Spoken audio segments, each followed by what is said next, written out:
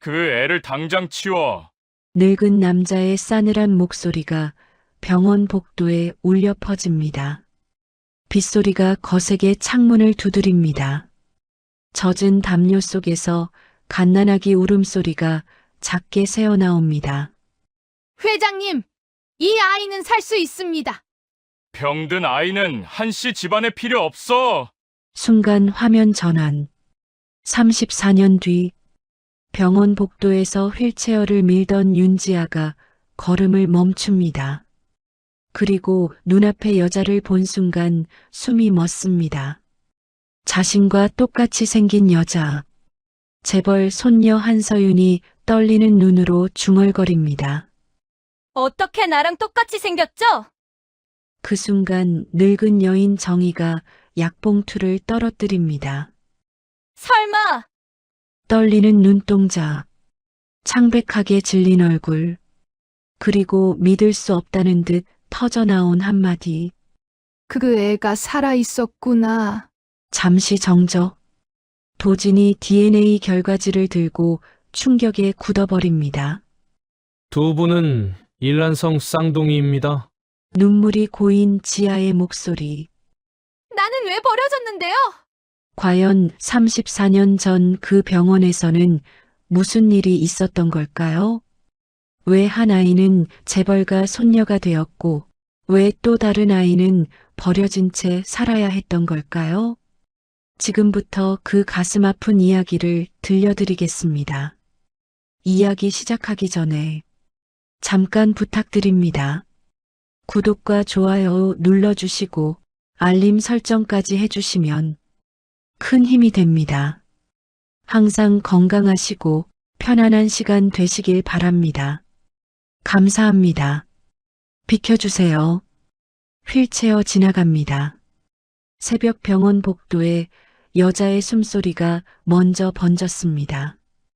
바퀴 하나가 조금 삐걱거릴 때마다 고요하던 복도 바닥 위로 마른 쇳소리가 얇게 긁혔습니다. 윤지아는 양손으로 휠체어 손잡이를 꽉 쥐고 있었습니다. 오래된 손잡이 고무는 닳아서 미끈거렸고 손바닥 안쪽에는 하루 종일 밀고 당기며 생긴 자국이 붉게 올라와 있었습니다. 어르신, 조금만 참으세요. 검사실 거의 다 왔어요. 휠체어에 앉은 노인은 대답 대신 낮게 기침했습니다. 마른 등뼈가 환자복 안에서 작게 흔들렸습니다. 지아는 그 등을 바라보다가 자기 목도리를 풀어 노인의 무릎 위에 덮어주었습니다. 새벽 공기가 차요. 감기 들면 더 힘들어요. 노인은 힘없는 손으로 목도리 끝을 만지작거렸습니다. 아가씨는 안 춥나? 저는 괜찮아요. 맨날 뛰어다녀서 더워요. 말은 그렇게 했지만 지아의 입술은 파랗게 질려 있었습니다. 밤샘 근무가 끝나려면 아직 멀었습니다. 병원 복도에는 소독약 냄새와 오래된 이불 냄새, 식은 죽 냄새가 뒤섞여 있었습니다. 누군가의 보호자가 컵라면 국물을 버리고 간 탓인지 희미한 파 냄새도 공기 속에 떠 있었습니다. 여러분, 병원 새벽 복도에 가보신 적 있으십니까? 낮에는 사람 소리로 북적이던 곳도 새벽이 되면 참 이상하게 변합니다. 환자들의 숨소리, 보호자들의 한숨, 간호사들의 낮은 발걸음만 남습니다. 그곳에 있으면 사람 사는 일이 얼마나 무겁고도 쓸쓸한지 괜히 가슴 한가운데가 저릿해집니다. 그 시각 복도 끝 VIP 병동 문이 조용히 열렸습니다. 오늘 검사는 여기까지입니다. 이사님, 무리하시면 안 됩니다. 흰 가운을 입은 의사가 낮은 목소리로 말했습니다. 알겠습니다. 한서윤은 짧게 대답하고 병실 밖으로 나왔습니다. 그녀의 발걸음은 조용했습니다. 구두굽이 바닥에 닿는 소리마저 조심스러웠습니다. 하지만 그 조용함 속에는 어딘가 칼날 같은 긴장이 있었습니다. 어깨에는 고급 숄이 걸쳐져 있었고 손목에는 얇은 시계가 차갑게 빛났습니다. 서윤은 늘 그렇게 살아왔습니다. 아파도 아픈 티를 내지 않고 외로워도 외로운 티를 내지 않고 무너지고 싶어도 등어리를 곧게 세우고 살아왔습니다. 좋은 집, 좋은 차, 좋은 옷, 남들이 부러워하는 이름표를 모두 가졌지만 이상하게도 그녀의 하루는 늘 텅 빈 방 같았습니다. 차는 준비됐나요? 뒤따르던 비서가 고개를 숙였습니다. 네. 지하 주차장에 대기 중입니다. 서윤은 대답 없이 복도를 걸었습니다. 그때였습니다. 멀리서 휠체어 바퀴 소리가 다가왔습니다. 기익. 새벽의 병원 복도에서는 작은 소리 하나도 유난히 크게 들렸습니다. 서윤은 무심코 고개를 들었습니다. 그리고 그 순간 그녀의 걸음이 멈췄습니다. 휠체어를 밀고 오던 여자도 동시에 멈춰 섰습니다.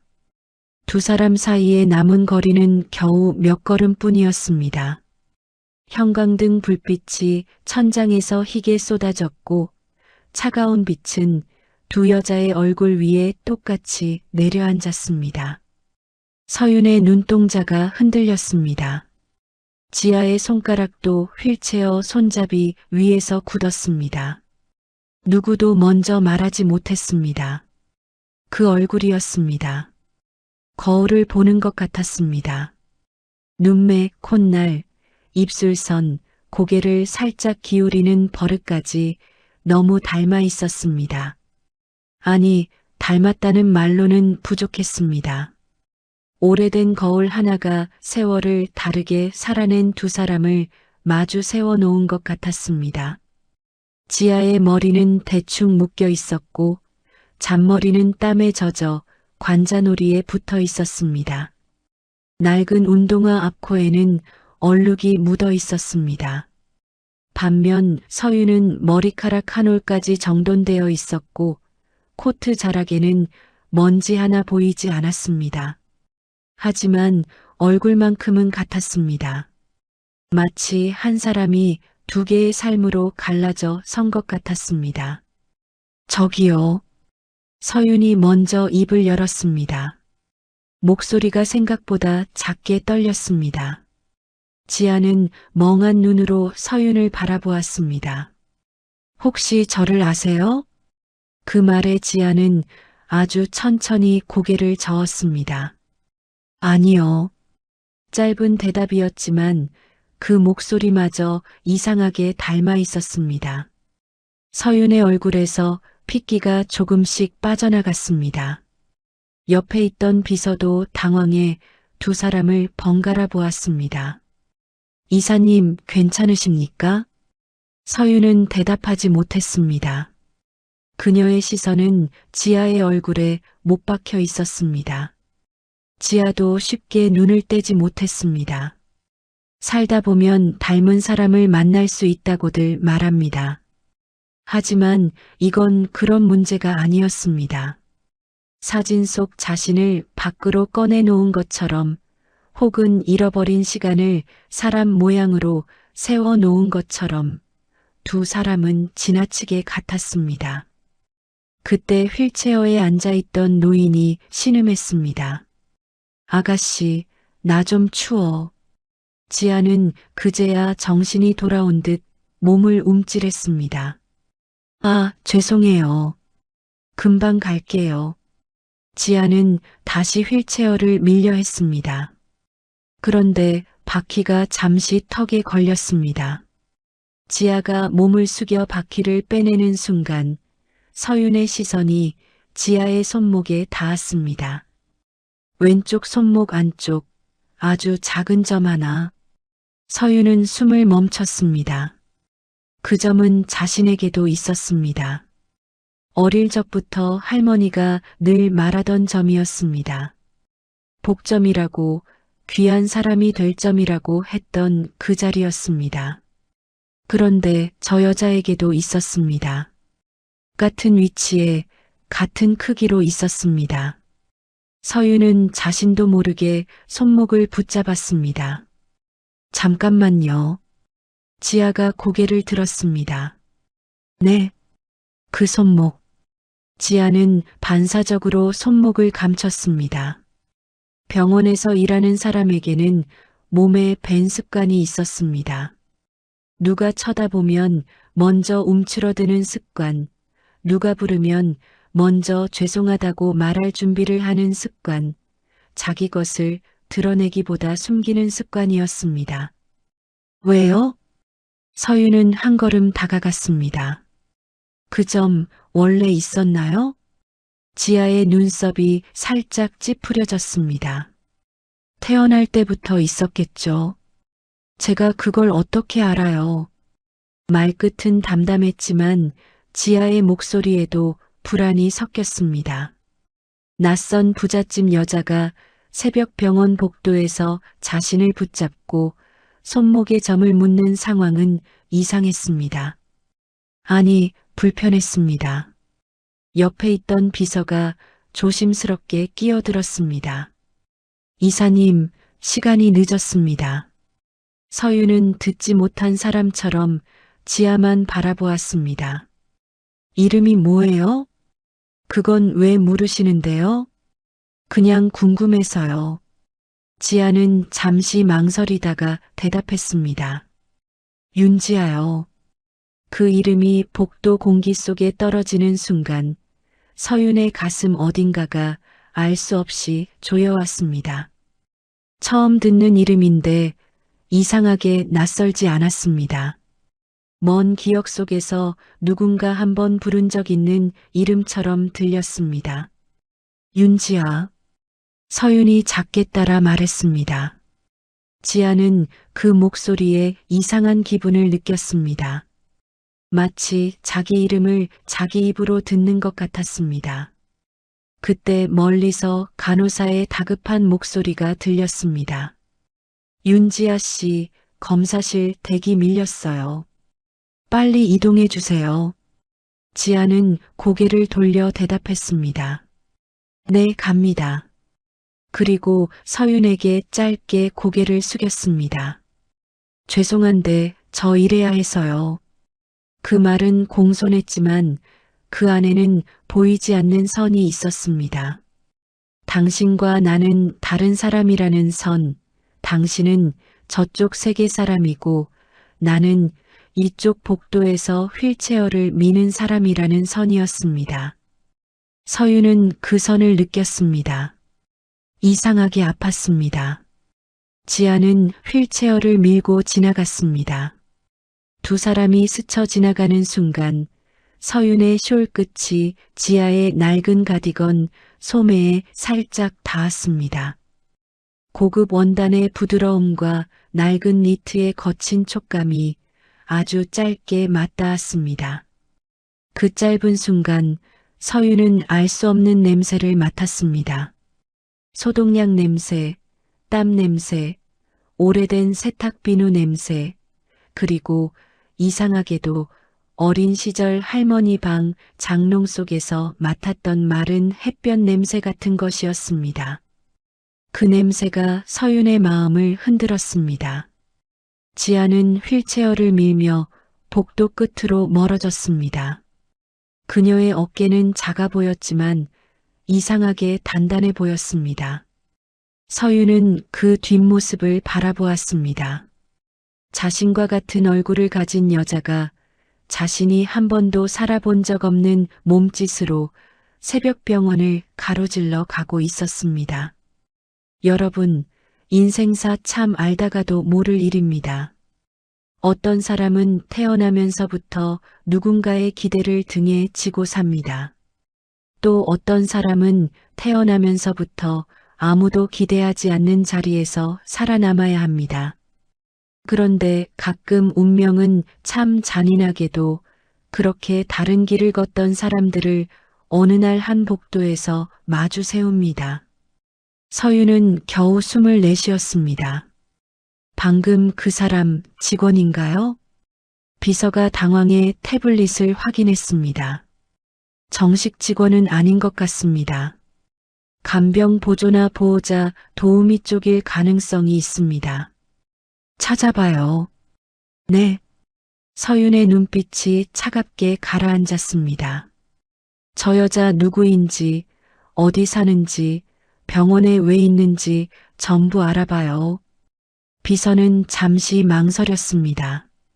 이사님, 혹시 아는 분이십니까? 서윤은 대답하지 않았습니다. 대신 자신의 왼쪽 손목을 천천히 내려다보았습니다. 작은 점 하나가 희미한 형광등 아래 보였습니다.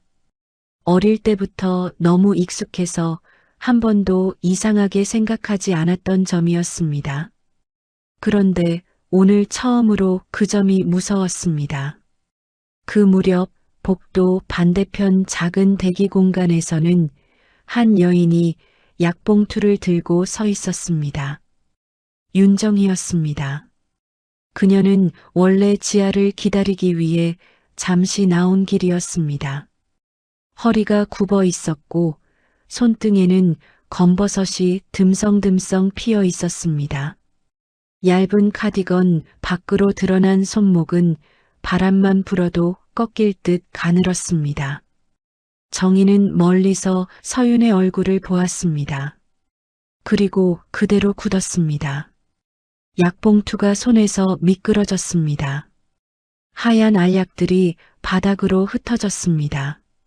작은 약들이 병원 바닥을 굴러가는 소리는 이상할 만큼 선명했습니다. 딱, 딱, 딱. 마치 묻어두었던 세월이 하나씩 바닥으로 떨어지는 소리 같았습니다.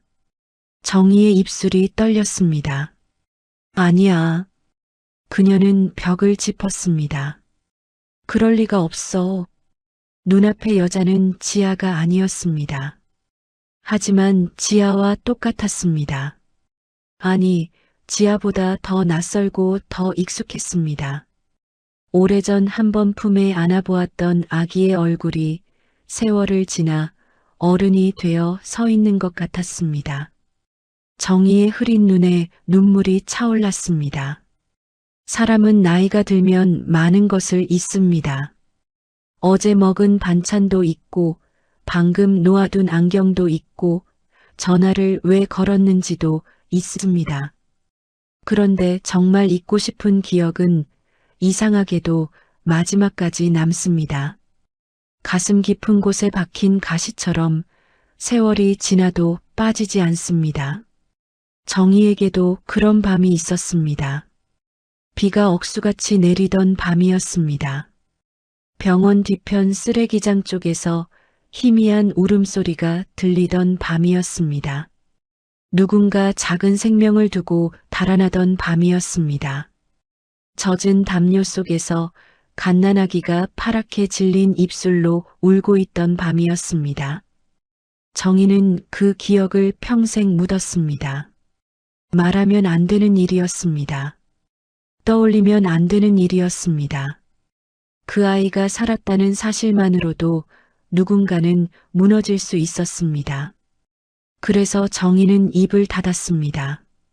그저 멀리서 지아가 자라는 것을 지켜보며 죄처럼 사랑했습니다. 그런데 지금 그 죄가 눈앞에 다시 서 있었습니다. 서윤은 정혜 쪽에서 나는 소리를 듣고 고개를 돌렸습니다. 두 사람의 시선이 멀리서 맞닿았습니다. 정희는 숨을 들이켰습니다. 그 눈빛을 본 서윤도 이상한 감각에 사로잡혔습니다. 저 여인은 자신을 처음 본 사람이 아니었습니다. 분명히 자신을 알고 있는 눈빛이었습니다. 두려움, 미안함, 그리움, 그리고 너무 오래 참아온 눈물이 한꺼번에 뒤섞인 눈빛이었습니다. 서윤이 천천히 다가가려 했습니다. 하지만 정희는 갑자기 몸을 돌렸습니다. 약도 줍지 못한 채 비틀거리며 복도 안쪽으로 사라졌습니다. 잠깐만요. 서윤의 목소리가 복도에 울렸습니다. 정희는 멈추지 않았습니다.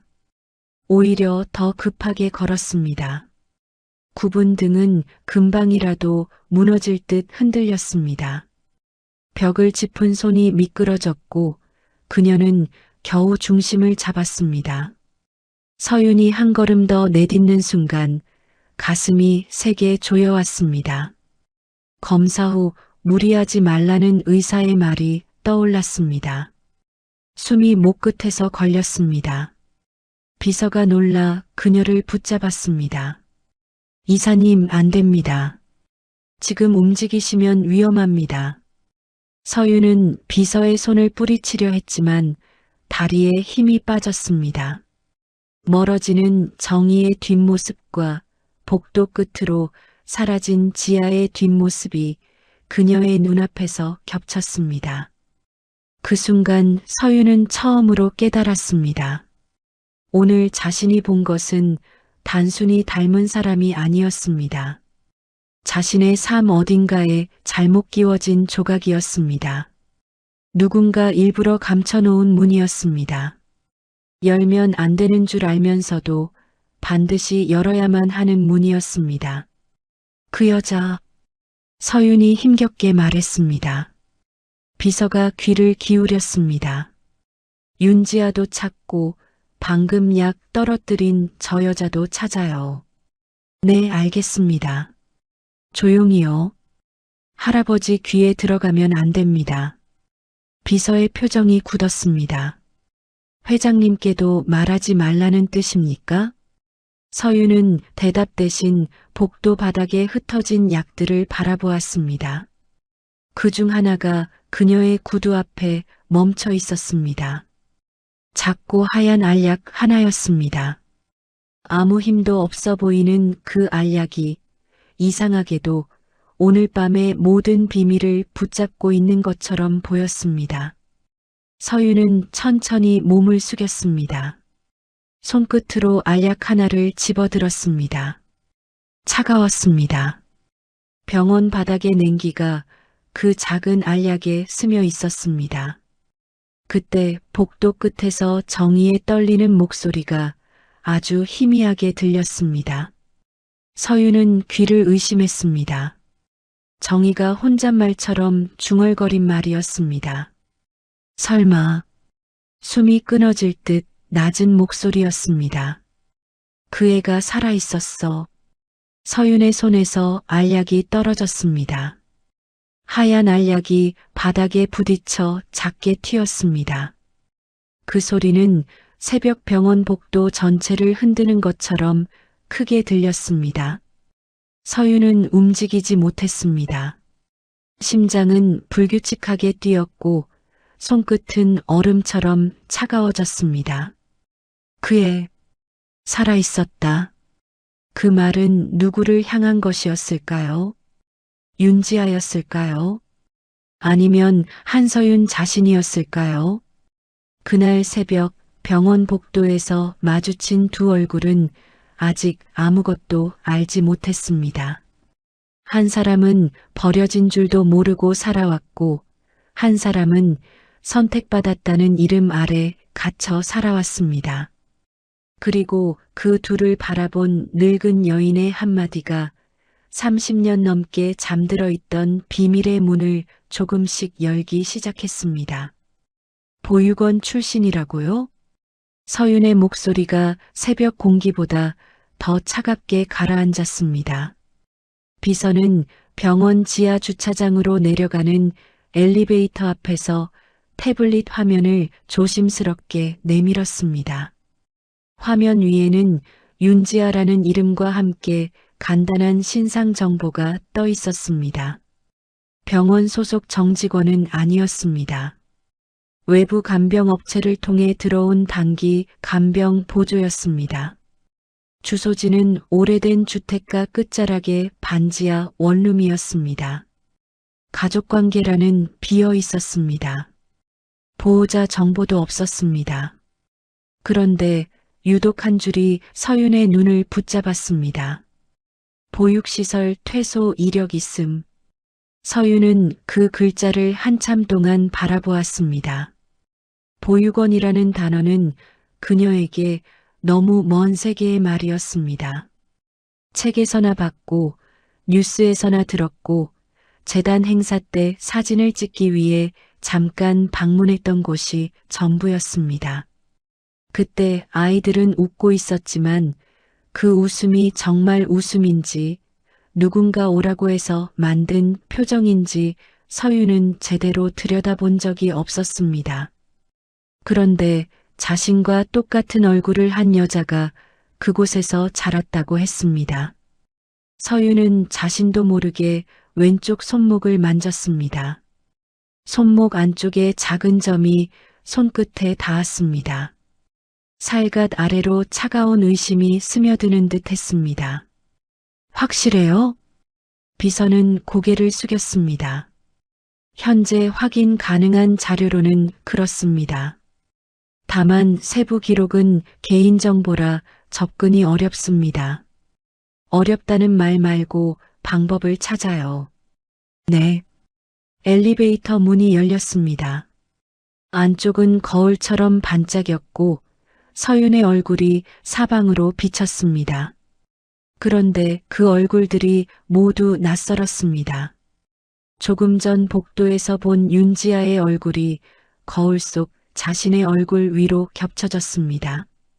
같은 눈, 같은 코, 같은 입술. 하지만 한쪽은 고급 코트 속에 있었고 다른 한쪽은 낡은 가디건 속에 있었습니다. 여러분, 살다 보면 그런 날이 있지 않습니까? 내가 평생 믿고 살아온 내 이름이, 내 집이, 내 부모가 어쩌면 전부 흔들릴 수도 있겠다는 생각이 드는 날 말입니다. 누가 뭐라 한 것도 아닌데 마음속 바닥이 푹 꺼지는 날이 있습니다. 그날 서윤에게 병원 복도는 그런 곳이었습니다. 자신이 서 있던 자리마저 낯설어지는 곳이었습니다. 그 시각 지아는 검사실 앞 의자에 노인을 앉혀두고 작은 종이컵에 따뜻한 물을 받고 있었습니다. 정수기 물은 미지근했고 종이컵은 얇아서 금방 흐물거렸습니다. 지아는 손바닥으로 컵을 감싸며 잠깐 눈을 감았습니다. 손가락 마디가 욱신거렸습니다. 새벽 내내 휠체어를 밀었고 침대 시트를 갈았고 환자 몸을 일으켜 세웠고 보호자 대신 약을 받아왔습니다. 그런데도 아직 하루는 끝나지 않았습니다. 아가씨, 물 좀. 노인의 목소리에 지아는 얼른 눈을 떴습니다. 네, 여기 있어요. 천천히 드세요. 노인이 컵을 들다 손을 떨자 지아는 자연스럽게 두 손으로 받쳐주었습니다. 손등 위에 닿은 노인의 손은 나뭇가지처럼 말라 있었습니다. 뼈가 튀어나온 손마디마다 긴 세월이 앉아 있는 것 같았습니다. 지아는 그런 손을 볼 때마다 마음이 약해졌습니다. 보육원에서 자랄 때 가장 부러웠던 것이 그런 손이었기 때문입니다. 투박하고 거칠어도 괜찮으니 자기 머리를 한 번쯤 쓰다듬어 줄 어른의 손이 갖고 싶었습니다. 고맙네. 뭐려. 뜨거우니까 조심하세요. 지아는 웃었습니다. 피곤이 턱 끝까지 내려와 있었지만 환자 앞에서는 웃는 법부터 배운 사람이었습니다. 어릴 때부터 그랬습니다. 울면 귀찮은 아이가 됐고 떼쓰면 눈치 없는 아이가 됐습니다. 그래서 지아는 일찍 웃는 법을 익혔습니다. 슬플 때도 웃고 아플 때도 웃고 배고플 때도 괜찮다고 말하는 법을 익혔습니다. 그런데 조금 전 본 그 여자 앞에서는 웃을 수가 없었습니다. 한서윤.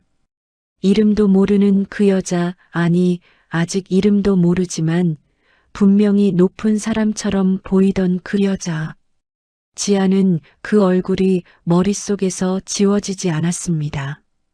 자신과 똑같이 생긴 얼굴이 고급쇼를 두르고 서 있던 모습이 자꾸 떠올랐습니다. 같은 얼굴인데 전혀 다른 세상에서 온 사람 같았습니다. 지아는 허탈하게 웃었습니다. 별일이 다 있네. 옆에서 간호사가 지나가며 물었습니다. 지아 씨, 왜요? 아니에요. 그냥 잠을 못 자서 헛것봤나 봐요. 얼른 끝나면 좀 쉬어요. 얼굴이 하얘요. 쉴 시간이 어디 있어요. 아침에 7병동 어르신 목욕 보조 있어요. 간호사는 안쓰러운 눈으로 지아를 바라보았습니다. 그러다 쓰러져요. 지아는 장난스럽게 어깨를 으쓱했습니다. 쓰러질 시간이 없어서 못 쓰러져요. 말은 웃으며 했지만 그 말 속에는 너무 오래된 가난의 냄새가 배어 있었습니다. 쉬는 것도 여유가 있어야 하는 일이었습니다. 아파도 병원비가 걱정되는 사람은 자기 몸을 제일 나중에 챙깁니다. 지아에게 하루는 돈으로 계산되는 시간이었습니다. 1시간을 쉬면 1시간치 임금이 사라졌고, 하루를 쉬면 월세가 밀렸고, 며칠을 쉬면 밥값부터 막막해졌습니다. 아침이 가까워질수록 병원은 다시 사람 냄새로 채워졌습니다.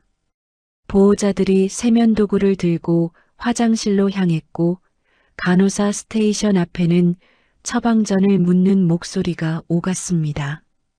어느 병실에서는 텔레비전 아침 뉴스 소리가 새어나왔고, 어느 병실에서는 밤새 잠을 못 잔 보호자가 의자에 앉아 꾸벅꾸벅 졸고 있었습니다. 지아는 검사실에서 돌아온 노인을 병실까지 모셔다 드렸습니다. 침대에 눕히고 담요를 다시 덮어주고 물컵을 손 닿는 곳에 놓았습니다. 아가씨, 노인이 지아를 불렀습니다. 네, 우리 딸 같아서 그래. 지아의 손이 잠깐 멈췄습니다. 노인은 천장을 바라보며 희미하게 웃었습니다. 우리 딸도 살아있으면 아가씨만 할 텐데. 그 말은 조용했지만 지아의 가슴에는 무겁게 떨어졌습니다. 병원에서는 이런 말을 자주 들었습니다. 누구의 딸 같고, 누구의 며느리 같고, 누구의 손녀 같다는 말. 그럴 때마다 지아는 웃으며 넘겼지만 속으로는 늘 한 번쯤 생각했습니다. 나는 누구의 딸이었을까? 누군가는 나를 이렇게 생각해 본 적이 있을까? 내가 살아있으면 지금쯤 이만하겠다고, 내 생일이 되면 미역국이라도 떠올리는 사람이 있을까? 지아는 노인의 이불 끝을 정리하며 말했습니다. 따님도 어르신 생각 많이 하실 거예요. 그럴까? 그럼요. 그 말이 진실인지 아닌지는 중요하지 않았습니다. 병원에서는 때로 거짓말도 약이 됩니다. 떠난 사람이 나를 잊지 않았을 거라는 말, 멀리 있는 자식이 마음만은 곁에 있을 거라는 말, 오늘보다 내일은 조금 덜 아플 거라는 말. 지아는 그런 말들을 조심스럽게 건네는 법을 알고 있었습니다. 하지만 정작 자기 자신에게는 그런 말을 해줄 사람이 없었습니다. 근무가 끝났을 때는 아침 해가 병원 유리창 가장자리에 걸려 있었습니다. 지아는 직원용 탈의실 구석에서 낡은 가방을 챙겼습니다. 가방 지퍼는 오래전에 고장나 옷핀으로 고정해 두었습니다. 그 안에는 식은 삼각김밥 하나와 구겨진 영수증들, 그리고 병원비 독촉장이 들어 있었습니다. 정의의 약값과 검사비가 적힌 종이였습니다. 지아는 독촉장을 접어 다시 넣었습니다. 그때 휴대전화가 울렸습니다. 집주인이었습니다. 지아는 한숨을 삼키고 전화를 받았습니다. 네, 아주머니. 상대의 목소리는 전화기 너머에서도 날카롭게 들렸습니다. 윤지아 씨, 이번 달 월세 언제 줄 거예요? 저번 달도 늦었잖아요. 죄송해요. 이번 주 안으로 꼭 드릴게요. 이번 주 하면서 벌써 며칠째야. 나도 사정 있어요. 알아요. 정말 죄송해요. 반지하라고 우습게 보는 거 아니죠? 보증금도 얼마 안 걸어놓고 이렇게 늦으면 나도 곤란해요. 지아는 고개를 숙였습니다. 전화 너머 사람은 보지 못하겠지만 몸이 먼저 그렇게 반응했습니다. 금요일까지 드릴게요. 꼭이요. 이번에도 안 들어오면 방 빼요. 전화가 끊겼습니다. 지아는 한동안 휴대전화를 내려다보았습니다. 화면에 비친 자신의 얼굴은 피곤했고 눈밑은 어둡게 꺼져 있었습니다. 그런데 그 얼굴 위로 또 한 번 서윤의 얼굴이 떠올랐습니다. 같은 얼굴인데 저 여자는 월세 독촉 전화를 받아본 적이 있을까? 독촉장 봉투를 가방 깊숙이 숨겨본 적이 있을까? 편의점 폐기 도시락을 기다리며 배고픔을 참아본 적이 있을까? 지아는 고개를 저었습니다. 남 생각할 때가 아니지. 병원 밖으로 나오자 아침 공기가 얼굴을 때렸습니다. 겨울 끝자락의 바람은 아직 매서웠고 입김이 하얗게 피어올랐습니다. 지아는 얇은 점퍼 지퍼를 목 끝까지 올렸습니다. 병원 앞 도로에는 출근 차량들이 길게 늘어서 있었고 구급차 한 대가 사이렌을 울리며 응급실 쪽으로 들어갔습니다. 누군가에게는 평범한 아침이었고 누군가에게는 생사가 갈리는 아침이었습니다. 지아는 버스 정류장까지 걸었습니다. 운동화 밑창이 닳아 빗물 고인 틈을 밟을 때마다 발끝이 축축했습니다. 정류장 의자에는 밤새 밖에서 잔 듯한 노인이 신문지를 덮고 앉아 있었습니다. 지아는 가방을 뒤져 삼각김밥을 꺼냈습니다. 유통기한이 몇 시간 지난 것이었지만 아직 먹을 수 있었습니다. 지아는 잠시 망설이다가 노인 옆에 살며시 내려놓았습니다. 노인이 눈을 떴습니다. 이거 뭐요? 저 안 먹을 거라서요. 드세요. 아가씨는? 저는 병원에서 먹었어요. 거짓말이었습니다. 지아의 배에서는 조금 전부터 작게 소리가 났습니다. 하지만 노인이 삼각김밥을 쥐는 손이 너무 추워 보여서 지아는 그냥 웃었습니다. 버스가 왔습니다. 지아는 올라타 맨 뒷자리에 앉았습니다. 창밖으로 병원이 멀어졌습니다. 유리창에는 새벽 근무를 마친 자신의 얼굴이 희미하게 비쳤습니다. 그리고 이상하게도 그 얼굴이 혼자가 아닌 것처럼 보였습니다. 조금 전 복도에서 마주친 그 여자가 옆에 함께 앉아 있는 것만 같았습니다.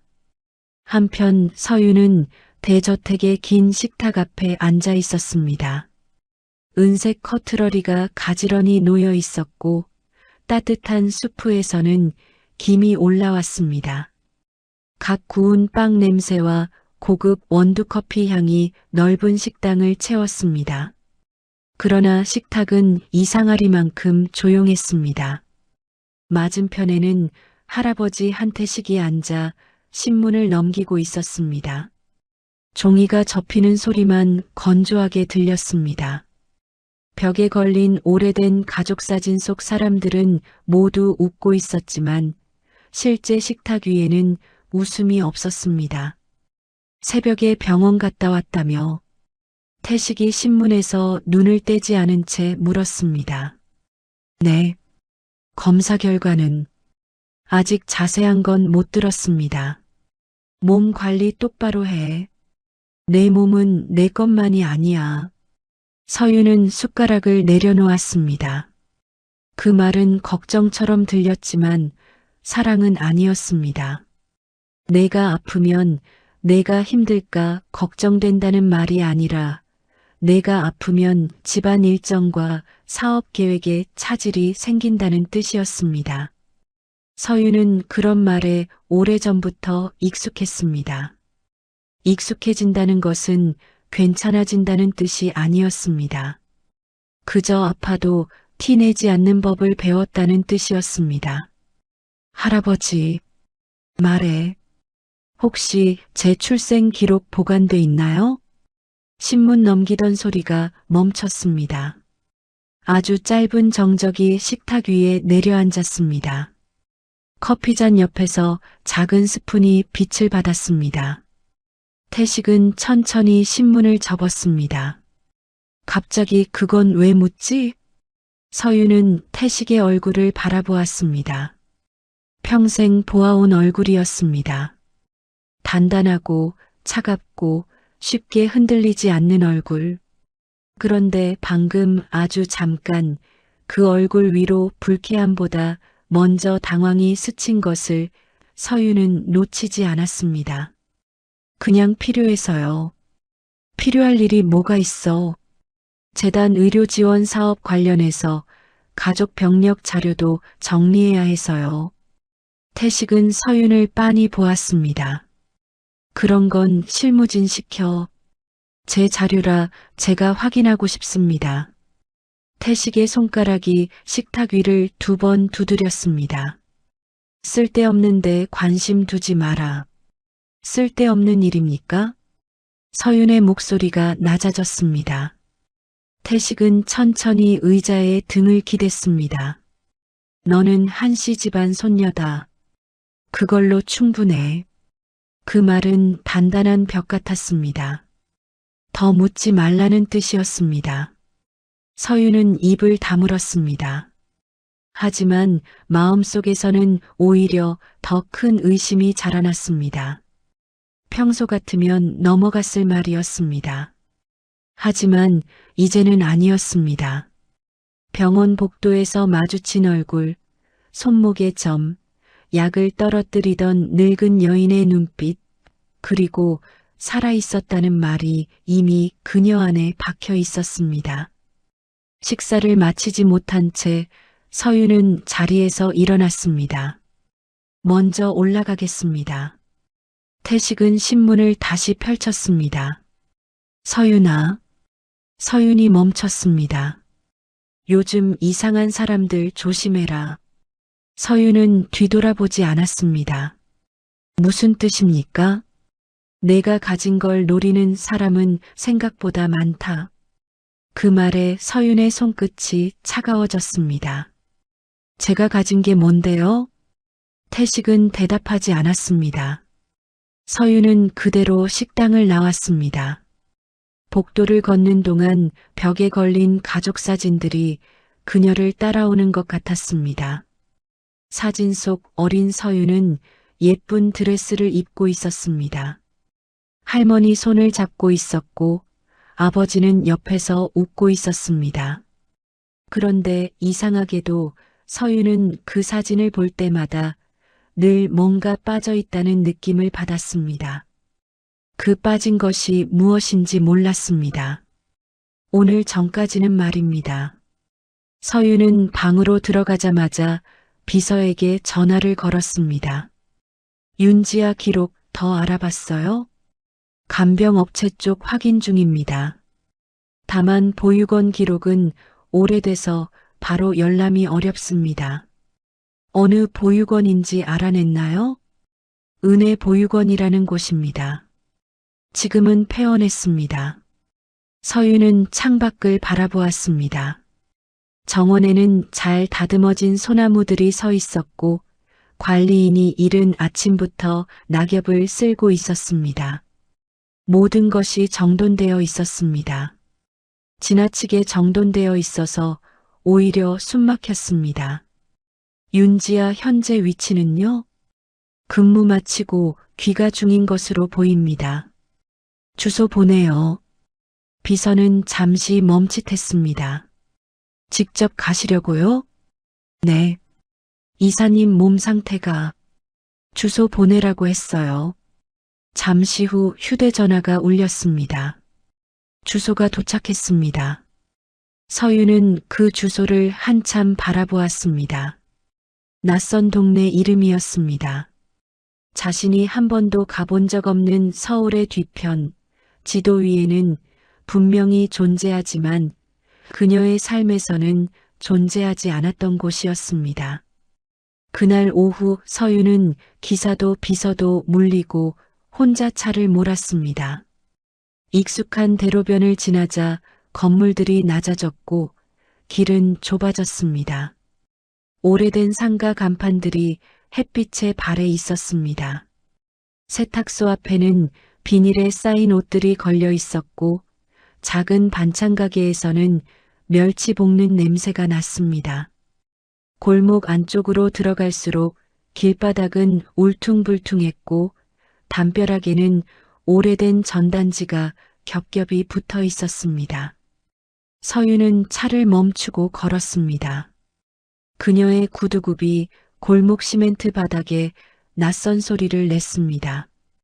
지나가던 할머니가 장바구니를 들고 서윤을 힐끗 보았습니다. 이 골목에서는 너무 튀는 옷차림이었습니다. 서윤은 처음으로 자신이 어떤 세계에서 왔는지 몸으로 느꼈습니다. 반지하 창문 하나가 보였습니다. 창문 안쪽에는 빨래가 빽빽하게 걸려 있었고 유리창 모서리에는 습기가 허옇게 끼어 있었습니다. 작은 창틀 위에는 금이 간 화분 하나가 놓여 있었습니다. 흙은 말라 있었지만 그 안에서 작은 초록 잎 하나가 버티고 있었습니다. 그곳이 윤지아의 집이었습니다. 서유는 계단 위에 서서 안쪽을 내려다보았습니다. 그때 안에서 지아의 목소리가 들렸습니다. 엄마, 약 먹어야지. 서유는 숨을 멈췄습니다. 엄마, 보육원 출신이라면서 엄마라고 부르는 사람이 있었습니다. 서유는 자신도 모르게 조금 더 가까이 다가갔습니다. 낡은 창문 틈으로 안쪽이 희미하게 보였습니다. 지아는 무릎을 꿇고 앉아 정희의 손에 약을 쥐어주고 있었습니다. 방은 좁았습니다. 작은 밥상 하나 접힌 이불, 오래된 선풍기, 벽에 걸린 낡은 달력, 그뿐이었습니다. 하지만 그 좁은 방 안에는 이상하게 온기가 있었습니다. 지아는 찬밥에 물을 말아 정희 앞에 놓았습니다. 오늘은 반찬이 별로 없네. 내일 장 봐올게. 정희는 숟가락을 들지 못하고 지아 얼굴만 바라보았습니다. 지아야. 응. 너 오늘 병원에서 누구 봤니? 지아의 손이 멈췄습니다. 누구? 정희의 눈이 흔들렸습니다. 너랑 닮은 사람. 지아는 애써 웃었습니다. 엄마도 봤어? 나 진짜 헛것 본 줄 알았잖아. 정희는 숟가락을 떨어뜨렸습니다. 쇳소리가 작은 방 안에 날카롭게 울렸습니다. 엄마. 정희의 입술이 파르르 떨렸습니다. 만나지 마라. 지아는 눈을 크게 떴습니다. 뭐? 그 여자 만나지 마. 절대 만나지 마라. 그 목소리는 부탁이 아니라 공포였습니다. 지아는 처음 보는 정희의 얼굴에 당황했습니다. 서윤도 창밖에서 그대로 굳었습니다. 지아가 낮게 물었습니다. 엄마, 왜 그래? 정희는 지아의 손을 붙잡았습니다. 손가락이 앙상했고 손톱 끝은 하얗게 질려 있었습니다. 그 집 사람들 무서운 사람들이다. 지아의 얼굴에서 웃음이 사라졌습니다. 그 집? 엄마 그 여자 알아? 정희는 고개를 저었습니다. 하지만 그 부정은 너무 늦었습니다. 너무 어설펐습니다. 아니다. 아무것도 아니다. 엄마, 그냥 내 말 들어. 그 여자랑 엮이면 안 된다. 창밖에 서유는 심장이 거세게 뛰는 것을 느꼈습니다. 그 집 사람들, 무서운 사람들, 정희는 분명히 알고 있었습니다.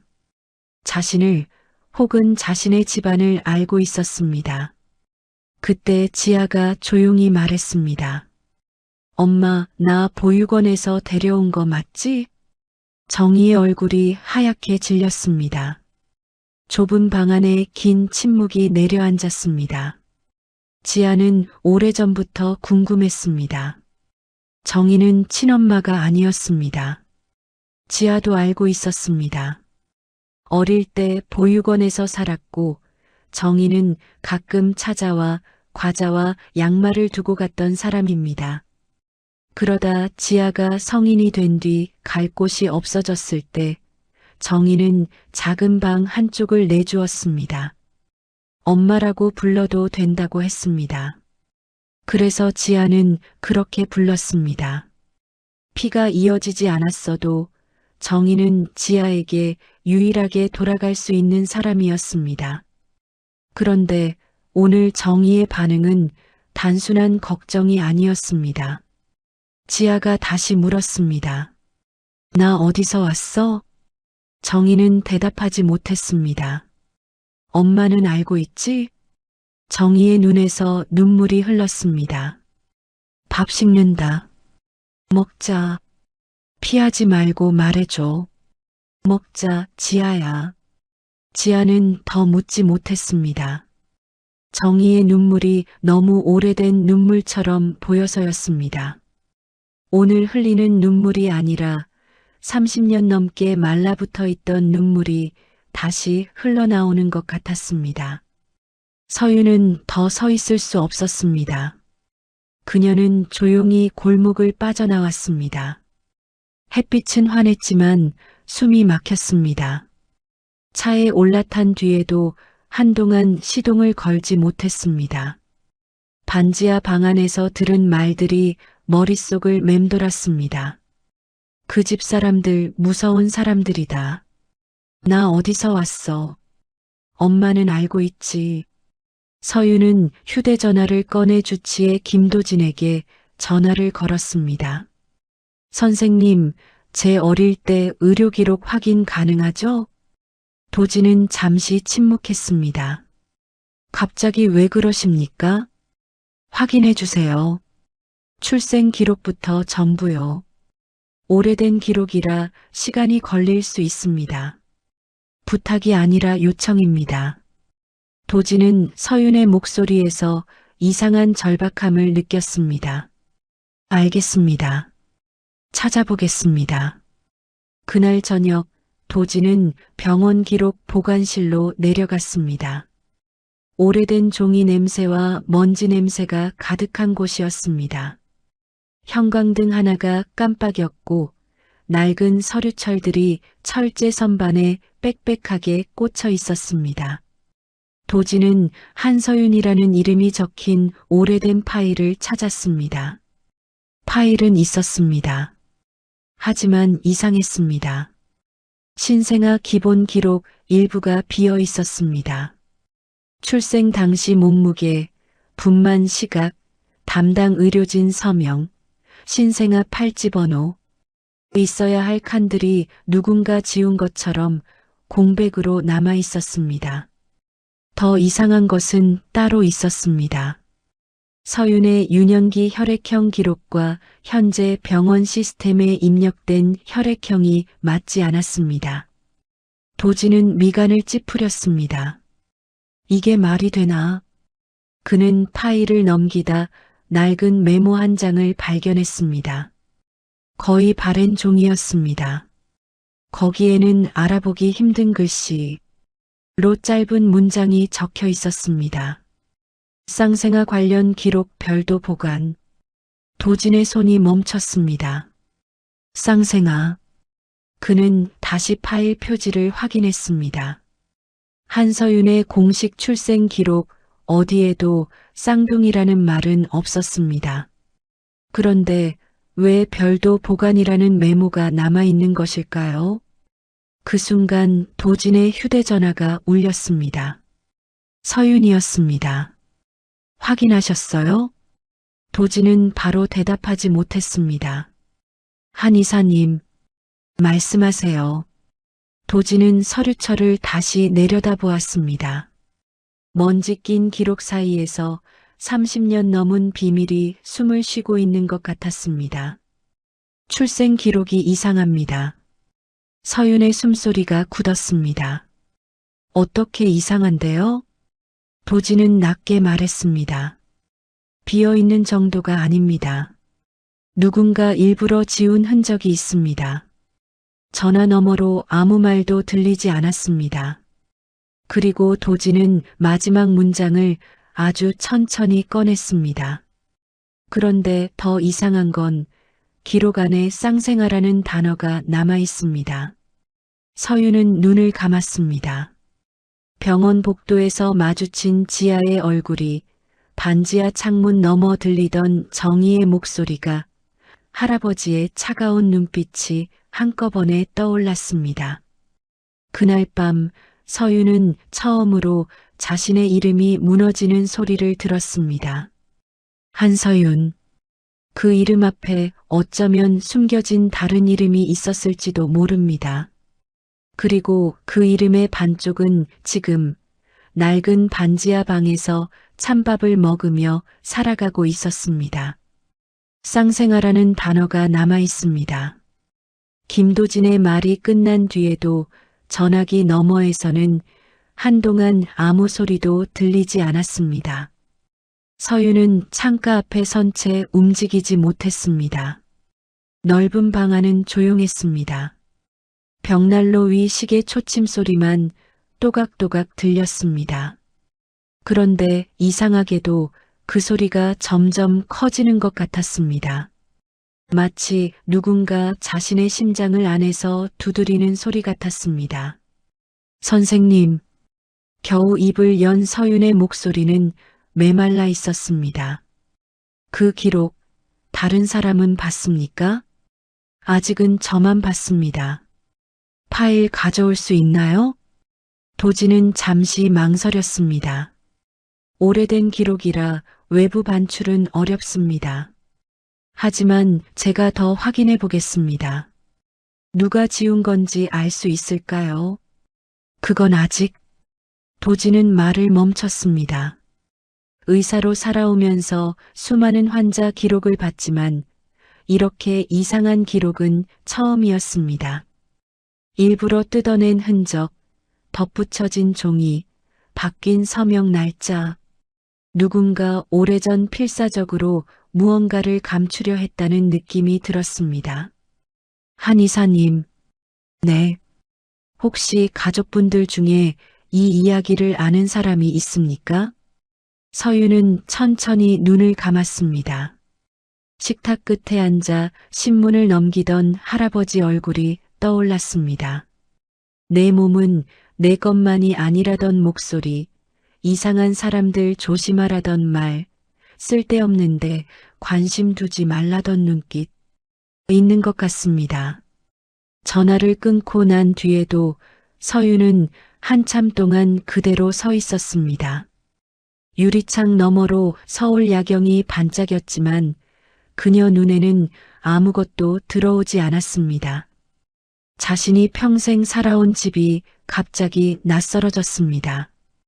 어릴 적 뛰어놀던 계단, 생일마다 사진 찍던 정원, 할머니가 직접 골라줬다던 방 커튼까지 전부 누군가 만들어 놓은 무대처럼 느껴졌습니다.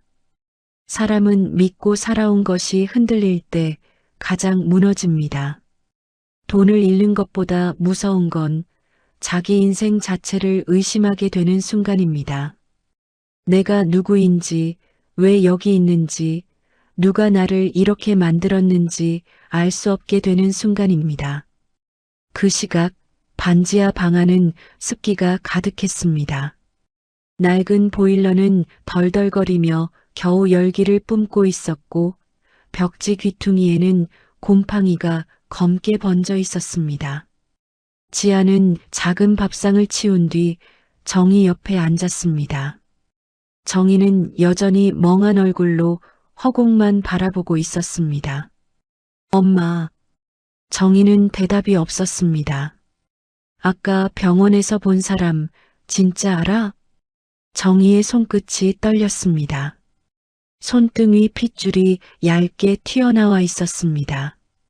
나이 든 사람 손은 참 이상합니다.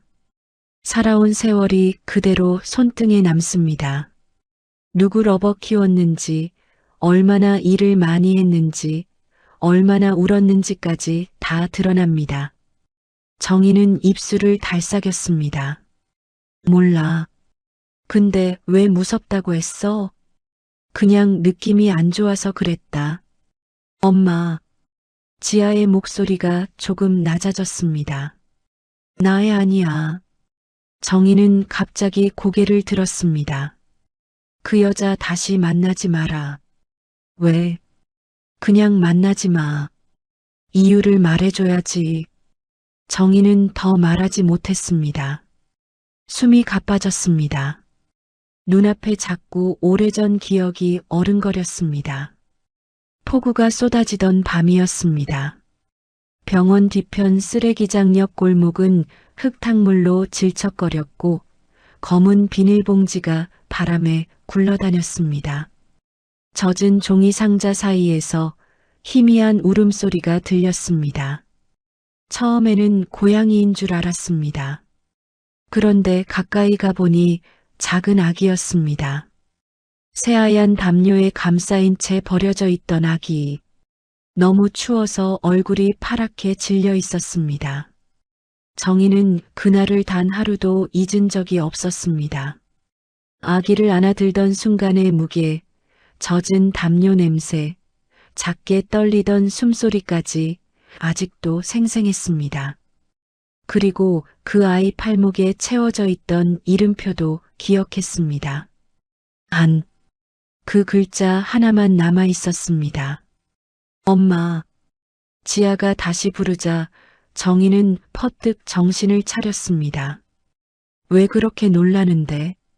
정희는 떨리는 손으로 지아 얼굴을 만졌습니다. 지아야. 응. 너 어디 아프면 안 된다. 갑자기 그건 왜? 아프지 마라. 그 말은 이상할 만큼 절박했습니다. 마치 누군가에게 빼앗길까봐 두려워하는 사람처럼 들렸습니다. 지아는 억지로 웃었습니다. 걱정 마. 나는 튼튼해. 하지만 그 말을 하면서도 가슴 안쪽이 묘하게 답답했습니다. 요즘 들어 계단만 올라가도 숨이 찼고 가끔 심장이 덜컥 내려앉는 느낌이 들었습니다. 그래도 병원비가 무서워 검사 한번 제대로 받아본 적 없었습니다. 그때 정희가 갑자기 중얼거렸습니다. 그날 죽은 줄 알았는데. 지아의 표정이 굳었습니다. 뭐? 정희는 깜짝 놀라 입을 막았습니다. 아니다. 누가 죽어? 잘못 말했다. 엄마. 지아는 정희 어깨를 붙잡았습니다. 나한테 숨기는 거 있어? 정희는 결국 울음을 터뜨렸습니다. 미안하다. 뭐가? 미안하다. 그 말만 반복했습니다. 지아는 답답했지만 더 몰아붙이지 못했습니다. 정희의 얼굴이 너무 처참했기 때문입니다. 늙은 사람의 눈물은 이상하게 사람 마음을 약하게 만듭니다. 평생 참다가 겨우 새어나온 것 같아서입니다. 한편 도지는 병원 기록 보관실에서 밤늦게까지 파일을 뒤지고 있었습니다. 먼지가 날릴 때마다 오래된 종이 냄새가 코끝을 찔렀습니다. 그는 장갑까지 끼고 낡은 상자를 열었습니다. 그리고 마침내 오래된 출산 기록철 하나를 발견했습니다. 1980년대 후반 산부인과 특수병동 기록. 도지는 천천히 페이지를 넘겼습니다. 종이는 누렇게 발에 있었고 가장자리는 사가 있었습니다. 그런데 몇 장이 통째로 뜯겨나간 흔적이 보였습니다. 누가 일부러 가져갔네. 도지는 미간을 찌푸렸습니다. 그 순간 낡은 서류 사이에서 작은 사진 한 장이 떨어졌습니다. 젊은 시절 간호조무사들 단체 사진이었습니다. 모두 흰 가운을 입고 웃고 있었습니다. 그런데 맨 끝에 서 있는 여자를 본 순간 도지는 눈을 크게 떴습니다. 이 사람, 사진 속에는 윤정이가 있었습니다. 지금보다 훨씬 젊은 얼굴이었지만 분명히 같은 사람이었습니다. 그리고 그녀 옆에는 누군가 아기를 안고 서 있었습니다.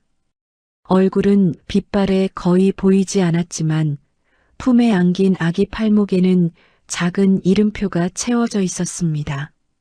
도지는 사진을 가까이 들여다보았습니다. 거기에는 희미하게 한 글자가 남아 있었습니다. 안. 도진의 손끝이 굳었습니다. 그때 뒤에서 목소리가 들렸습니다. 거기서 뭐합니까? 도진이 놀라 뒤돌아보았습니다. 병원 행정실장이었습니다. 아, 예전 기록 좀 확인하고 있었습니다. 행정실장은 표정을 굳혔습니다. 그 자료는 아무나 보는 거 아닙니다. 한 이사님 요청이라. 행정실장은 도진 손에 들린 사진을 보더니 재빨리 빼앗았습니다. 이런 건 왜 찾는 겁니까? 도진은 그 반응이 더 수상했습니다. 뭔가 숨기고 있는 게 있습니까? 행정실장의 얼굴이 순간 굳었습니다. 쓸데없는데 관심 갖지 마세요, 김 선생. 그 말은 진짜 뭔가 있다는 뜻으로 들리는데요. 행정실장은 낮게 말했습니다. 한 회장님 관련 일입니다. 그 한마디에 공기가 달라졌습니다. 병원 안에서 한태식이라는 이름은 단순한 환자 보호자가 아니었습니다. 병원 건물 절반을 세운 후원자였고 누구도 함부로 건드리지 못하는 사람이었습니다. 행정실장은 사진을 서류철 안으로 밀어넣으며 말했습니다. 옛날 일은 묻어두는 게 좋습니다. 그게 누굴 위한 겁니까? 살아있는 사람들 전부를 위한 겁니다. 그 말을 남기고 행정실장은 돌아섰습니다. 도지는 그 뒷모습을 보며 확신했습니다. 이건 단순한 출생 기록 문제가 아니었습니다. 누군가 30년 넘게 필사적으로 숨겨온 비밀이었습니다. 그날 밤 늦게 서윤은 혼자 차를 몰아 다시 병원으로 향했습니다. 이유는 하나였습니다. 직접 윤지아를 다시 보고 싶었습니다. 왜인지 몰라도 확인해야 했습니다. 정말 우연히 닮은 사람인지 아니면 자신의 삶과 연결된 사람인지. 병원 야간 출입구 앞에는 찬바람이 세게 불고 있었습니다. 형광등 불빛 아래로 지아가 쓰레기 봉투를 들고 걸어 나오고 있었습니다. 야간 간병을 마친 뒤였습니다. 지친 얼굴이었지만 지나가던 할머니 환자가 손을 흔들자 또 웃으며 인사했습니다. 어르신 조심해서 들어가세요. 그 웃는 얼굴을 보는 순간 서윤 가슴이 이상하게 아렸습니다. 자신은 평생 그렇게 웃어본 적이 없었습니다. 누군가를 안심시키기 위해 웃는 얼굴, 누군가 외롭지 않게 하려고 건네는 미소, 그런 건 돈으로 배울 수 없는 것이었습니다. 서윤은 천천히 차 문을 열고 내렸습니다. 지아가 걸음을 멈췄습니다. 두 사람 눈이 다시 마주쳤습니다. 차가운 밤 공기 사이로 서로의 숨이 희미하게 섞였습니다. 지아가 먼저 입을 열었습니다. 또 보네요. 서윤은 잠시 대답하지 못했습니다. 그리고 아주 천천히 말했습니다. 우리 목소리가 떨렸습니다. 어디서 만난 적 없어요?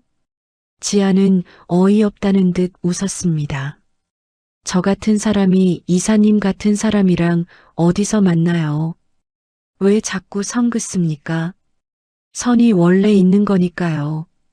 그 말이 끝난 순간 병원 입구 안쪽에서 누군가 다급하게 뛰어나왔습니다. 윤정이었습니다. 정희는 숨도 제대로 못 쉰 채 두 사람 사이로 뛰어들었습니다.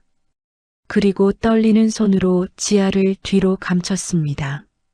마치 누군가에게서 빼앗기지 않으려는 사람처럼 정희는 서윤 얼굴을 보며 새하얗게 질린 입술로 말했습니다. 당신, 눈물이 뚝 떨어졌습니다. 진짜 살아있었구나. 그 순간 서윤 심장이 철렁 내려앉았습니다. 정희가 방금 누구를 보고 한 말이었을까요? 윤지아였을까요? 아니면 한서윤 자신이었을까요? 진짜 살아있었구나. 정희의 그 한마디가 병원 출입구 앞 차가운 공기 속에 그대로 얼어붙었습니다. 지아는 정희의 팔을 붙잡은 채 멍하니 서 있었습니다. 서윤도 움직이지 못했습니다. 방금 들은 말이 자신을 향한 것인지 지아를 향한 것인지 알 수 없었습니다. 하지만 분명한 건 하나였습니다. 정희는 알고 있었습니다. 두 사람의 얼굴이 왜 같은지, 왜 병원 기록에 쌍생아라는 단어가 남아 있었는지, 왜 한태식이라는 이름 앞에서 모두가 입을 닫는지, 그 어두운 대답의 일부를 정희는 품고 있었습니다. 지아가 먼저 입을 열었습니다.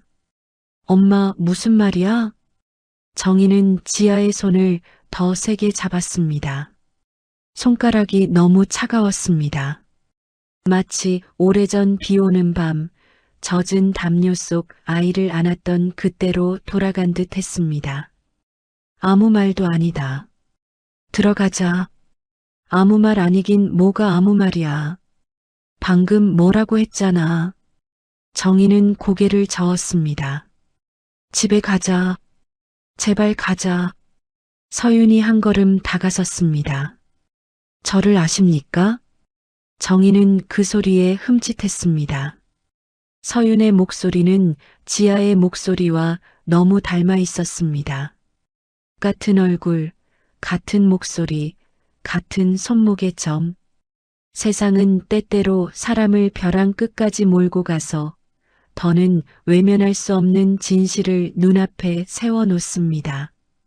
정희에게 지금이 그런 순간이었습니다. 대답해 주세요. 저를 어디서 보셨습니까? 정희는 입술을 깨물었습니다. 아무 말도 하지 않으려 했지만 눈물이 먼저 흘렀습니다. 늙은 눈가의 주름 사이로 눈물이 길을 찾아 내려왔습니다. 모릅니다.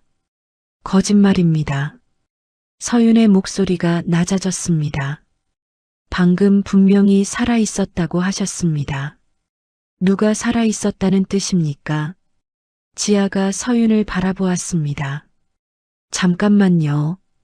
이사님. 처음으로 지아의 목소리에 날이 섰습니다. 우리 엄마한테 왜 그래요?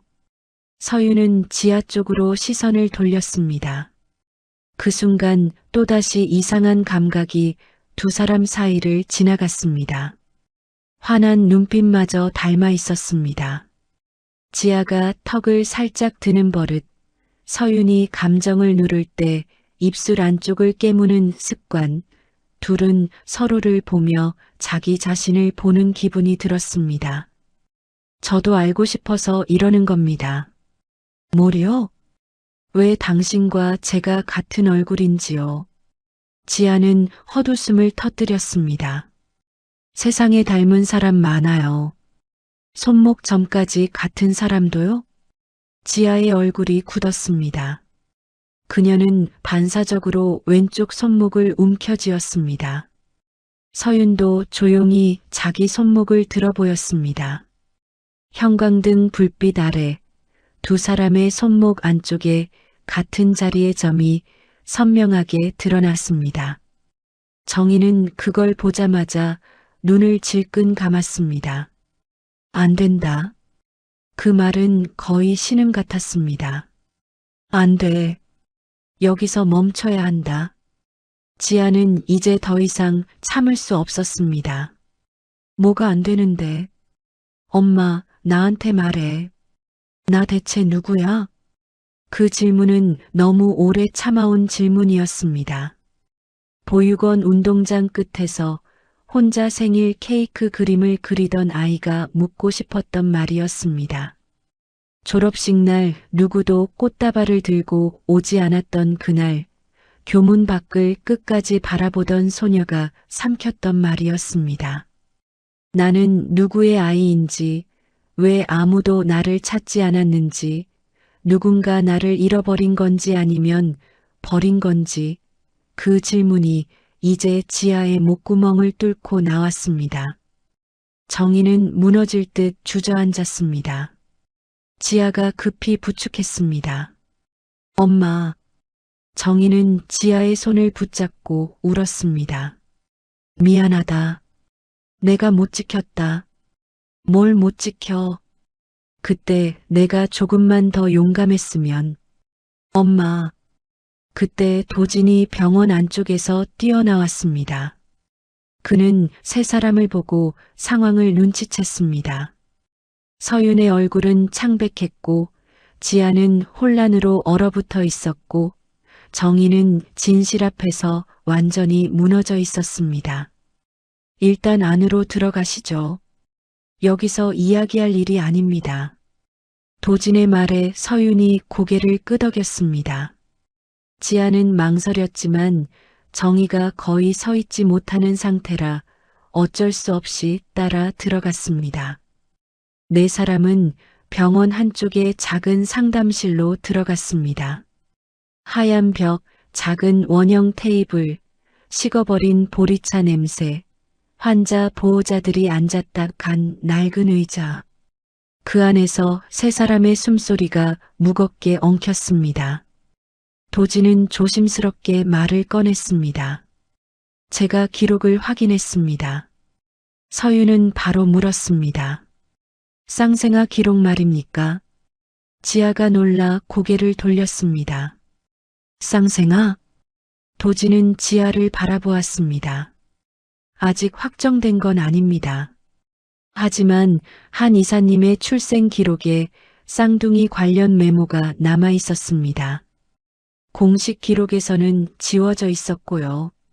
지아는 한동안 아무 말도 하지 못했습니다. 그러니까 지금 그녀의 목소리가 떨렸습니다. 저랑 이분이 쌍둥이일 수도 있다는 말이에요?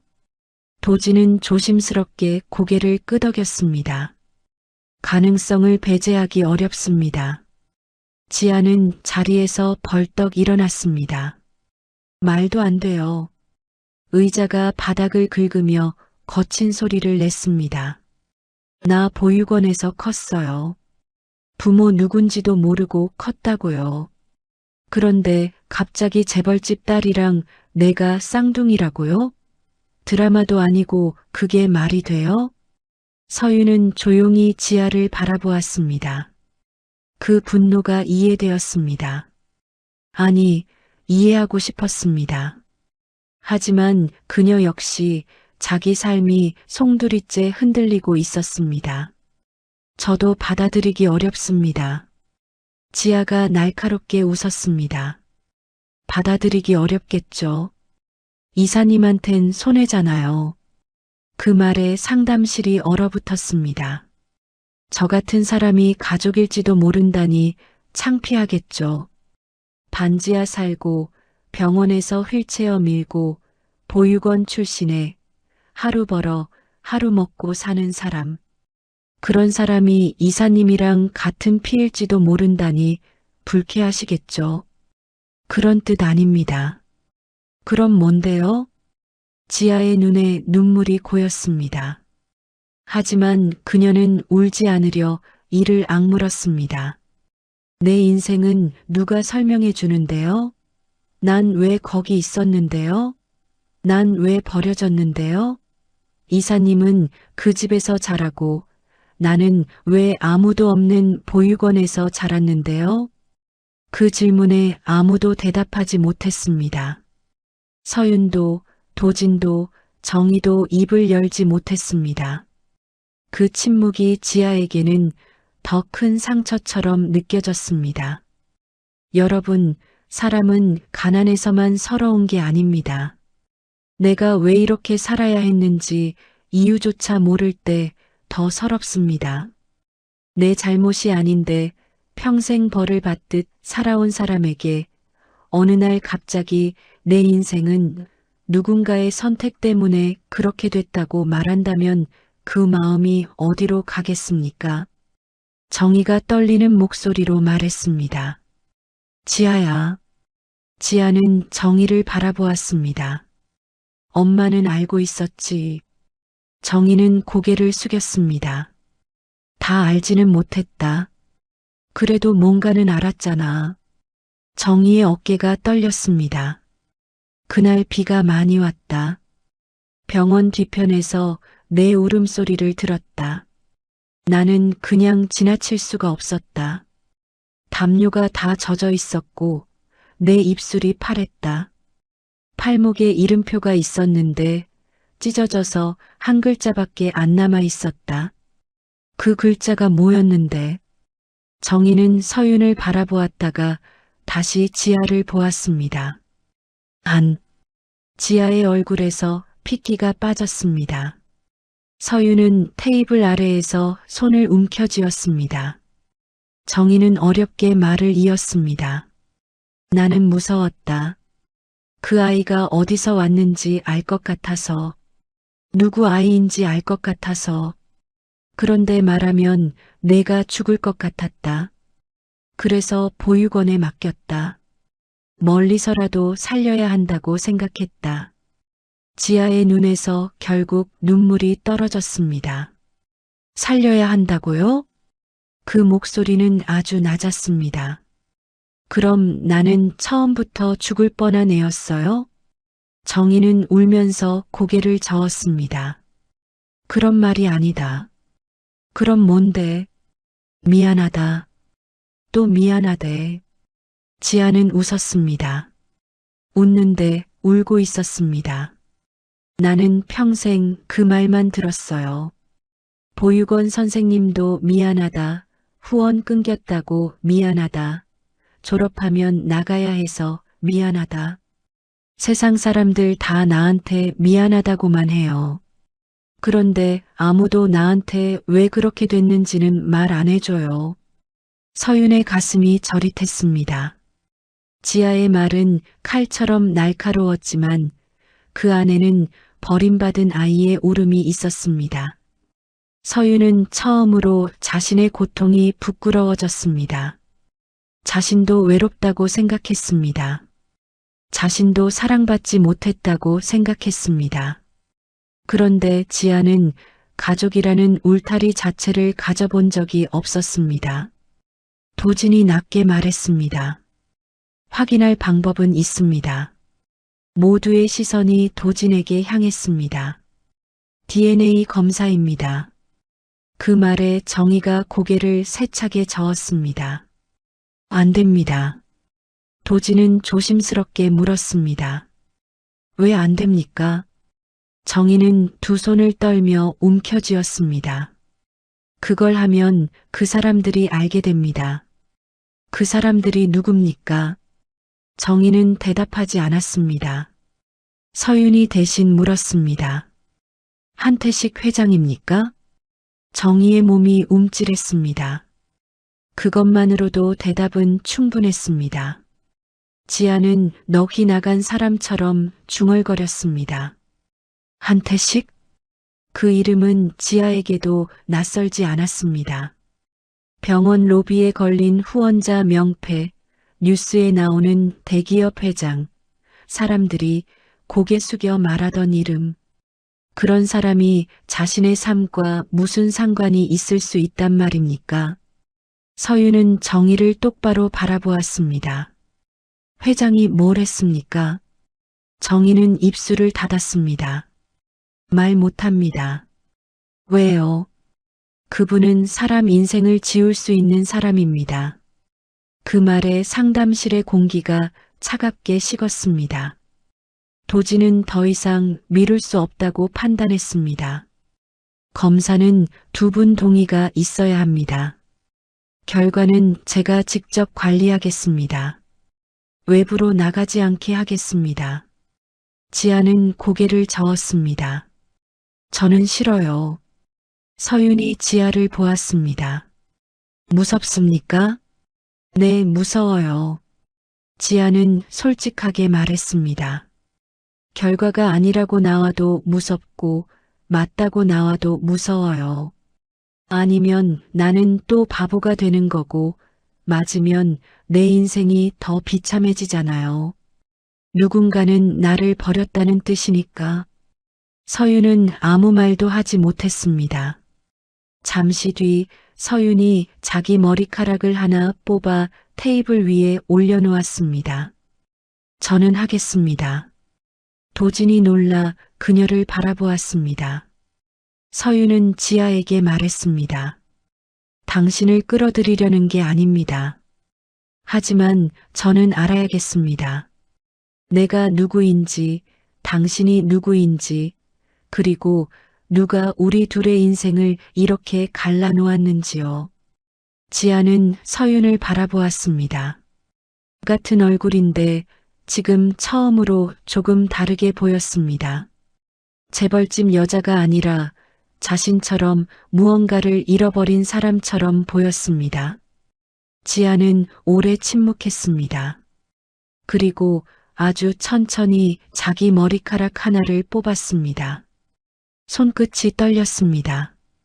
그녀는 그것을 테이블 위에 내려놓았습니다. 대신 지아가 낮게 말했습니다. 결과가 어떻게 나오든 나한테 거짓말하지 마세요. 서윤은 고개를 끄덕였습니다. 약속합니다. 도지는 두 사람의 검체를 조심스럽게 봉투에 넣었습니다. 작은 봉투 2개였습니다. 하지만 그 안에는 두 여자의 지난 세월이 담겨 있었습니다. 한 사람의 외로움, 한 사람의 버려짐, 한 늙은 여인의 죄책감, 그리고 한 집안이 덮어온 비밀이 들어 있었습니다. 검사 결과가 나오기까지의 시간은 길었습니다. 며칠 동안 지아는 병원에서 평소처럼 일했습니다. 휠체어를 밀고 환자 식판을 나르고 밤마다 정의의 약을 챙겼습니다. 하지만 모든 것이 달라져 있었습니다. 복도 유리창에 비친 자기 얼굴을 볼 때마다 서윤이 떠올랐습니다. 환자 보호자가 딸이냐고 물을 때마다 가슴이 따끔했습니다. 서윤도 마찬가지였습니다. 회의실에서 서류를 넘기다가도 지아의 손이 떠올랐습니다. 거칠고 갈라진 손, 하지만 노인의 무릎에 목도리를 덮어주던 손, 자신과 같은 얼굴을 가진 사람이 그렇게 살아왔다는 사실이 머릿속을 떠나지 않았습니다. 그리고 마침내 결과가 나온 날, 도지는 두 사람을 다시 상담실로 불렀습니다. 정희도 함께 왔습니다. 상담실 안은 지난번보다 더 조용했습니다. 창밖에는 비가 내리고 있었습니다. 빗물이 유리창을 타고 천천히 흘러내렸습니다. 마치 오래전 그 밤이 다시 돌아온 것처럼 보였습니다. 도지는 봉투를 열었습니다. 서윤은 손을 꽉 쥐었습니다. 지아는 숨도 쉬지 못했습니다. 정희는 눈을 감았습니다. 도진의 목소리가 낮게 울렸습니다. 검사 결과. 그는 잠시 말을 멈췄습니다. 두 분은 일란성 쌍둥이입니다. 순간 세상이 멈춘 듯 했습니다. 지아는 아무 소리도 내지 못했습니다. 눈물도 바로 나오지 않았습니다. 너무 큰 충격은 사람을 울리지도 못하게 만듭니다. 서윤 역시 멍하니 앉아 있었습니다. 그토록 두려워하던 답이 드디어 나왔는데 이상하게도 마음은 더 깊은 안개 속으로 들어가는 것 같았습니다. 지아가 천천히 정희를 바라보았습니다. 그럼 진짜였네. 정희는 울면서 고개를 숙였습니다. 지아의 목소리가 갈라졌습니다. 나는 진짜 버려진 거였네. 서윤의 눈가에도 눈물이 고였습니다. 하지만 그 순간 정희가 갑자기 자리에서 일어났습니다. 그녀는 떨리는 손으로 테이블을 짚고 서윤과 지아를 번갈아 보았습니다. 그리고 더는 숨길 수 없다는 듯 무너진 목소리로 말했습니다. 너를 버리라고 한 건. 지아가 숨을 멈췄습니다. 정희의 눈에서 눈물이 쏟아졌습니다. 한태식 회장이었어. 한태식 회장이었어. 정희의 말이 끝나는 순간 지아는 천천히 의자에 주저앉았습니다. 얼굴에서는 눈물조차 바로 나오지 않았습니다. 너무 큰 상처는 사람을 멍하게 만듭니다. 살아오며 수없이 상상했던 이유들이 있었습니다. 가난해서 버렸을 수도 있고, 사고가 있었을 수도 있고, 어쩌면 자신을 찾고 있을지도 모른다고 생각한 적도 있었습니다. 그런데 진실은 너무 차갑고 선명했습니다. 버려진 것이었습니다. 누군가의 선택으로, 누군가의 판단으로. 지아는 떨리는 입술로 겨우 말을 꺼냈습니다. 왜? 정희는 눈을 감은 채 울었습니다. 너희 둘 중 하나이가 심장이 약하다는 말을 들었다. 회장은 병든 아이는 필요 없다고 했다. 상담실 안 공기가 무너져 내리는 것 같았습니다. 서윤은 손끝이 얼어붙는 걸 느꼈습니다. 자신이 평생 누려온 모든 것이 누군가 버려진 데가 위에 세워졌다는 사실이 숨막히게 만들었습니다. 지아가 웃었습니다. 울면서 웃는 얼굴이었습니다. 그래서 나는 쓰레기장에 버려졌구나. 정희는 고개를 세차게 저었습니다. 아니다. 아니다, 지아야. 아니긴 뭐가 아니야. 지아의 눈물이 끝내 터졌습니다. 나는 태어나자마자 버릴 만큼 필요 없는 애였네. 그 말에 서윤도 결국 눈물을 흘렸습니다. 하지만 아무 위로도 할 수 없었습니다. 자신은 살아남은 아이였고 지아는 버려진 아이였습니다. 같은 얼굴로 태어났지만 누군가는 대저택에서 누군가는 보육원에서 살아야 했습니다. 여러분, 세상에는 돈으로도 메울 수 없는 상처가 있습니다. 부모에게 버려졌다는 기억, 사랑받지 못했다는 마음은 평생 사람 가슴에 남습니다. 나이 들어도 사라지지 않습니다. 그래서 어떤 사람은 평생 괜찮은 척 웃으며 살아갑니다. 아무도 자기 상처를 모르게 하려고 말입니다. 그때 도진이 조용히 입을 열었습니다. 그런데 더 큰 문제가 있습니다. 세 사람이 동시에 도진을 바라보았습니다. 도진은 검사 결과 서류를 천천히 내려놓았습니다. 두 분 모두 같은 유전성 심장 질환을 가지고 있습니다. 정적이 흘렀습니다. 창밖 빗소리만 희미하게 들렸습니다. 도진은 무겁게 말을 이었습니다. 지금은 버티고 있지만 시간이 지나면 두 분 다 위험해질 수 있습니다. 서윤은 숨을 삼켰습니다. 지아는 멍한 얼굴로 자기 가슴을 바라보았습니다. 버려진 이유조차 심장이었습니다. 그리고 그 심장이 지금도 두 사람을 무너뜨리고 있었습니다. 그 순간 상담실 문 밖 복도 끝에서 누군가가 조용히 서류를 내려다보고 있었습니다. 한태식이었습니다. 늙은 회장의 굳은 얼굴 위로 처음 보는 흔들림이 스쳐 지나갔습니다. 그리고 그의 손에는 34년 전 사라졌어야 했던 신생아 기록 원본이 들려 있었습니다.